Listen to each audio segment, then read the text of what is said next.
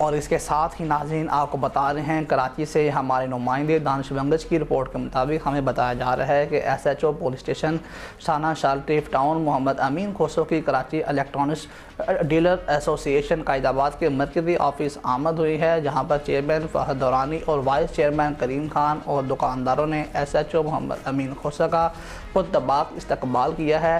SHO police station शालटीफ तैनात होने पर मुबारकबाद दी गई है और फ़ोनों के हार भी पहनाए गए हैं। इस मौका पर मरकज़ी अंजुमन ताजरान कायदाबाद के सदर शौकत रब्बानी की अचानक आमद ने इस नशिस्त को 4 चांद लगा दिए हैं। कायदाबाद की मार्केट्स की सिक्योरिटी और माह रमज़ान में दुकानदारों को दरपेश मसाइल पर तफसीली तबादला ख्याल भी किया गया है।